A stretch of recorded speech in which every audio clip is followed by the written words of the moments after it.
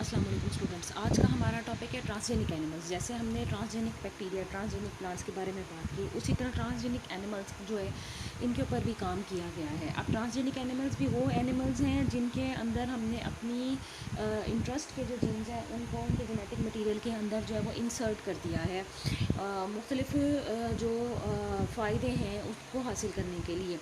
So techniques have been developed to insert genes into the eggs of animals. It is possible to micro inject foreign genes to eggs by hand by another method using vortex mixing। vortex mixing जो है वो ये एक छोटा सा apparatus है जिसके अंदर आप ट्यूब्स के अंदर, छोटी छोटी प्लास्टिक ट्यूब्स के अंदर जो है आप अपना जो एक्सपेरिमेंट है उसको परफॉर्म कर रहे होते हैं, और जब उसको वॉर्टेक्स के ऊपर रखते हैं तो उससे उसकी अच्छी मिक्सिंग हो जाती है। ये उसको अच्छे तरीके से ओवरऑल जो है घुमा देता है उस फ्लूइड को, उस कंटेंट को जो कि ट्यूब में मौजूद होता है, तो उसको वॉर्टेक्स मिक्सिंग कहते हैं। तो एनिमल्स के एग्स के अंदर जो है, क्योंकि आपको पता है कि जेनेटिक मटेरियल मौजूद है हैप्लॉइड नंबर में, तो इसलिए हमारे पास ये टेक्निक्स अब अवेलेबल हैं कि हम हाथ की मदद से माइक्रो लेवल पर जाकर माइक्रो इंजेक्शन करके अपनी मर्जी का जो जीन है उसको इंसर्ट कर सकते हैं। The eggs are placed in an agitator with DNA and silicon carbide needles and the needles make tiny holes through which the DNA can enter. तो एग्स को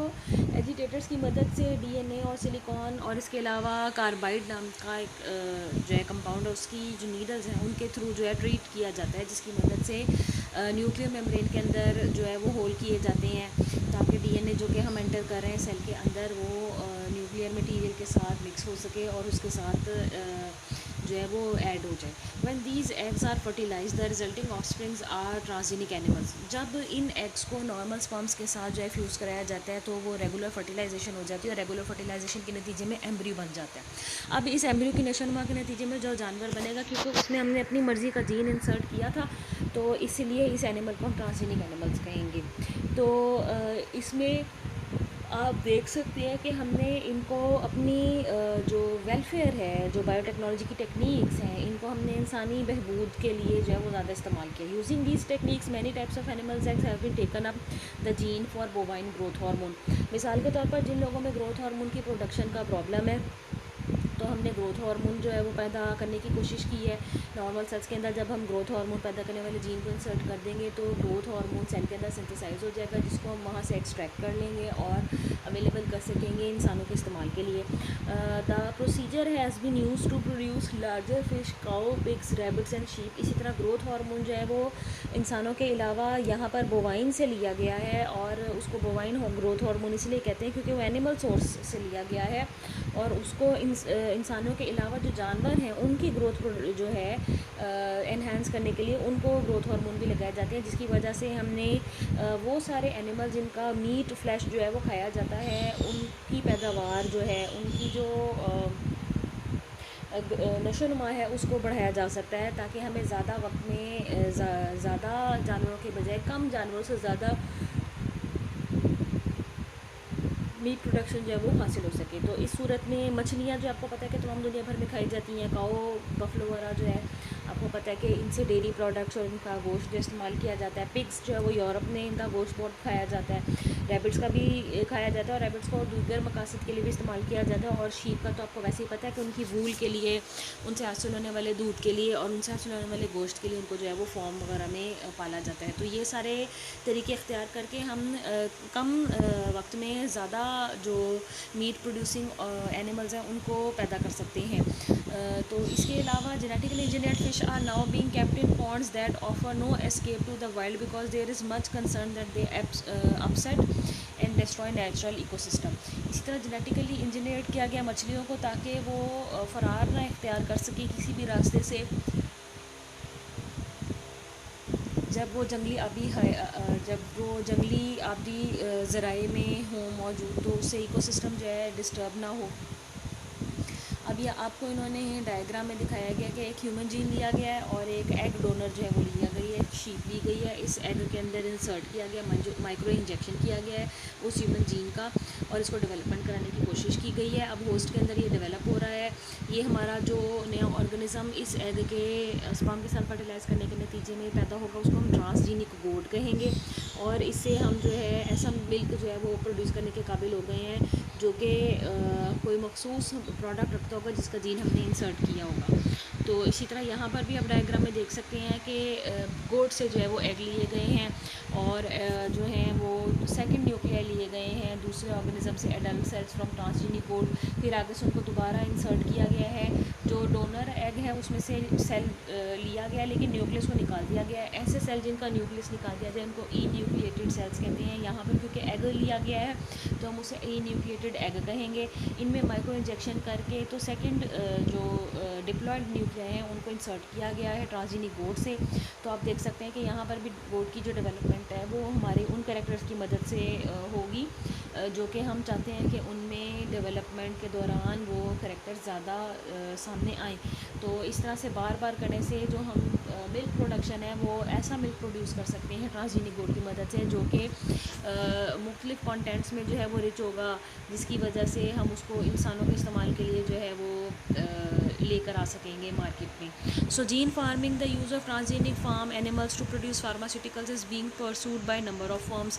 बहुत सारी फार्मास्यूटिकल कंपनीज इंडस्ट्रीज़ जो हैं वो यूरोप में स्पेशली इसके ऊपर काम कर रही हैं, जहाँ पर वो फार्म्स में एनिमल्स को रखती हैं लेकिन उनको ट्रांसजेनिक एनिमल्स में कन्वर्ट कर देती हैं, जिसकी वजह से उनसे हासिल होने वाले जो प्रोडक्ट्स हैं उनको ज़्यादा बेहतर तरीके से इंसानों के लिए जो है वो इस्तेमाल करने के काबिल बनाया जाता है और ये इकोनॉमिकल बेनिफिट भी देता है।